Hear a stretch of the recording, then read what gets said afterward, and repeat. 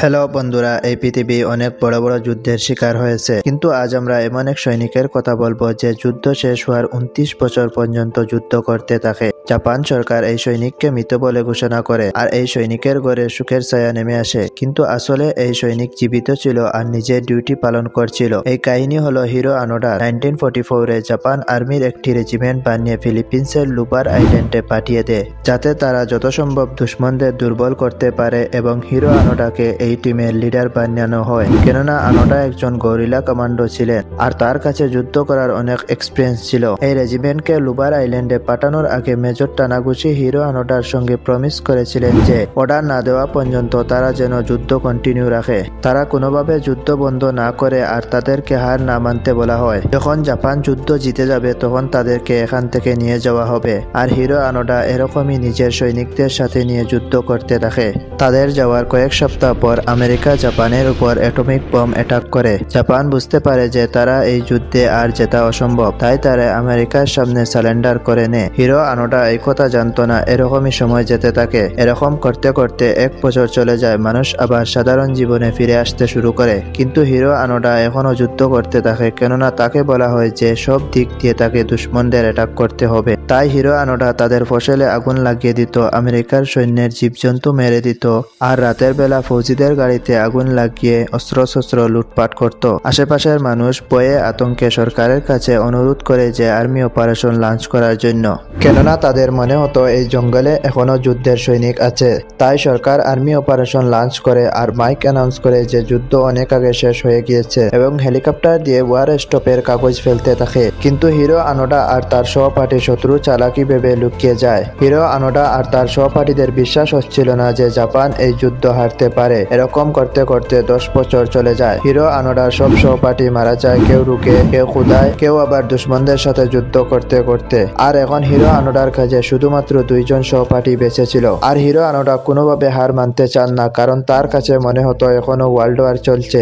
আনোডা আগের মতো ফসল জ্বালাতো, আমেরিকান আর্মিদের হত্যা করত আর আমেরিকান সিটিজেনদের মারপিট করত, যাতে তারা দুর্বল হয়। কিছু বছর পর সাধারণ মানুষ আবার কমপ্লেন করলে গভর্নমেন্ট আবার আর্মি অপারেশন লঞ্চ করে, কিন্তু হিরো আনোডা একজন গরিলা কমান্ডো হওয়ায় আর্মিদের থেকে লুকানো কোনো বড় কাজ তার কাছে ছিল না। অনেক খোঁজার পরেও জঙ্গলের মধ্যে কোনো সৈনিক পাওয়া যায়নি।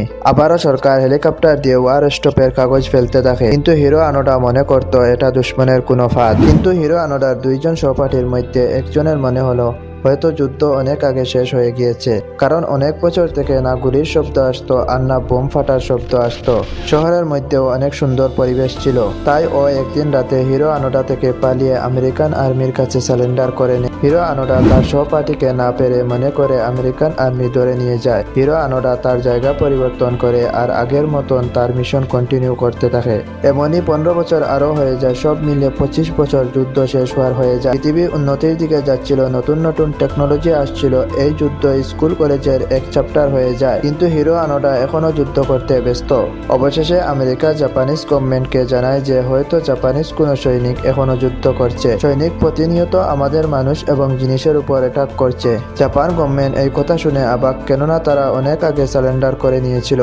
জাপান গভর্নমেন্ট লুবার আইল্যান্ডে পাঠানো সব সেনার ডিটেলস বের করে দেখতে শুরু করে। সব রেকর্ডস ঠিক ছিল, কেননা সেনার মধ্যে কেউ জীবিত ফিরে আসে, আবার কোনো কোনো সৈনিকের লাশ ফিরে আসে, তো একজন সৈনিকের খবর নেই, আর তার নাম হলো হিরো আনোডা। এই খবর জাপানে আগুনের মতো উঠতে শুরু করে। মানুষ অবাক ছিল যে এক অর্ডার কেউ কিভাবে 25 বছর মানতে পারে। এই খবরের পর হিরো আনোডা জাপানে এক সেলিব্রিটি হয়ে যায়। সব জায়গায় শুধুমাত্র তারই গল্প। এক জাপানিজ স্টোরিজ নাইরো সুজুকি অ্যানাউন্স করে যে তার সবচেয়ে বড় মিশন এটা হবে যে হিরো আনোডাকে খুঁজে আনা। অনেক বছর খোঁজার পর নাইরো সুজুকি হিরো আনোডাকে খুঁজে পান। আনোডা মনে করেন নাইরো সুজুকি কোনো দুশ্মন সেনার, তাই তার উপর অ্যাটাক করতে থাকে। অবশেষে নাইরো সুজুকি বলেন যে তিনি জাপান থেকে এসেছেন তাকে নিতে, আর যুদ্ধ 28 বছর আগে শেষ হয়ে যায় আর জাপান যুদ্ধ হেরে যায়। নাইরো সুজুকি সব নিউজ পেপার দেখালে আনোডা বুঝতে পারেন যে যুদ্ধ অনেক আগে শেষ হয়ে যায় আর সে এমনই লড়াই করছিল। আবার আনোডা বলেন আমাকে মেজর তানাগুচি কথা দিয়েছিলেন, তাই উনি না বললে আমি এখান থেকে যাব না। তাই মেজর তানাগুচিকে বলা আমাকে এখান থেকে নিয়ে যেতে। ওই টুরিস্ট আবার দেশে ফিরে মেজর তানাগুচিকে খুঁজে পান। মেজর তানাগুচি তখন রিটায়ার্ড আর তিনি এখন এক স্কুলের শিক্ষক। নাইরো সুজুকি মেজর তানাগুচিকে হিরো আনোটার সামনে নেওয়ার পর হিরো আনোটা 29 বছর পর পুরো পৃথিবীর সামনে সারেন্ডার করেন। এই নিউজ পৃথিবীর সব নিউজ পেপার কভার করেছিল আর হাজার হাজার মানুষ হিরো আনোটাকে দেখতে আসে। বাস্তবে হিরো আনোটা ফিলিপিন্স গভর্নমেন্টের একজন আসামি, কেননা হিরো আনোটা অনেক সাধারণ মানুষকে হত্যা করেছিল আর দেশেরও অনেক ক্ষতি করেছিল। আর ফিলিপিন্স গভর্নমেন্ট এই কথা বলে হিরো আনোটাকে মাফ করে দেয় যে সে জানতো না অনেক বছর আগে যুদ্ধ শেষ হয়ে গিয়েছে। আশা করছি যে মিডিয়ার এই ভিডিওটি আপনাদের অনেক ভালো লাগবে। আপনাদের মতামত অবশ্যই কমেন্টে জানাবেন।